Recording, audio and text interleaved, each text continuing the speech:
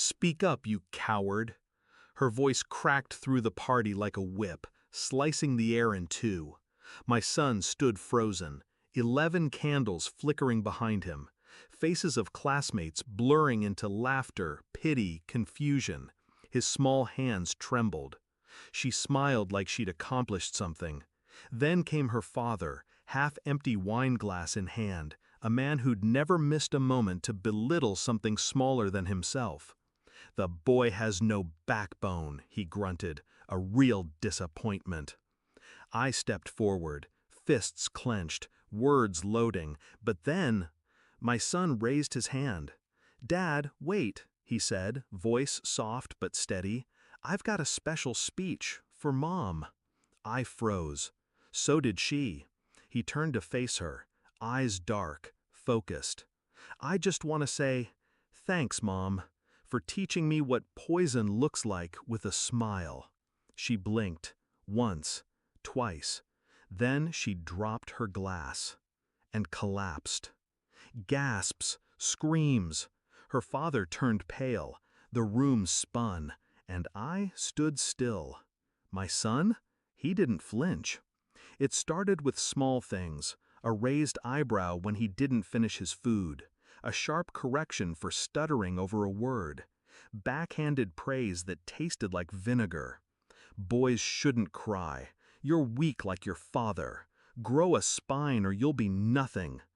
I used to excuse it, call it stress, her upbringing, her father's influence.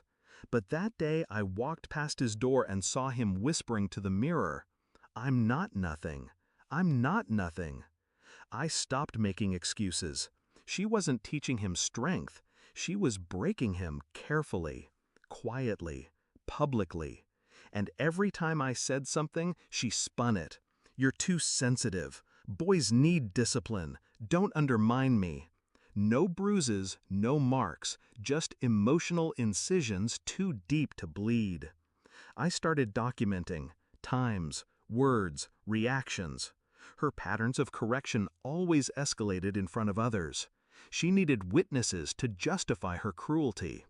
I met with a therapist in secret, described the symptoms: emotional gaslighting, targeted humiliation, manipulative parenting. He said what I feared: this is abuse. I set up a camera, not in his room, in the kitchen, her stage. 2 weeks, that's all it took to gather what I needed. One recording where she grabbed his wrist just a little too hard. Another where she whispered, "You ruined me," because he knocked over a juice box. Then the file, the real one, from her old phone. She forgot it in the laundry. Messages. "Sometimes I wish he'd just disappear. He's not even mine, not really. He's more like you than me." I read that twice, then a third time. She'd resented him because he reminded her of me. Her disappointment wasn't about him, it was about everything she never controlled. The night before the party, my son came into my room, said he didn't want to speak, said his stomach hurt. I almost told him to fake it, to hide.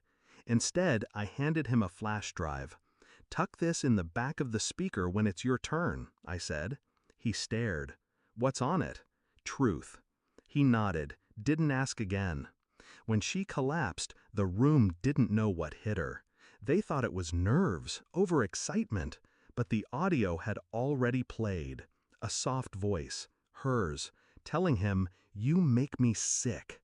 Telling someone else, "I wish I'd left both of them." Her father heard it. His face crumbled like wet plaster. The crowd watched in stunned silence, and my son? He just stood there, unmoving, free. She recovered in a chair near the cake table, cold rag to her forehead, eyes darting like cornered prey. I knelt beside her, held up my phone, pressing play again. That same voice, that same cruelty. Her eyes filled with something unfamiliar, fear. "You think this ends at a party?" I said quietly. "No, this is where it starts." She reached for my arm. "Please, you don't understand." "I understand everything now. You didn't break him, you taught him to stand. I stood. So did my son.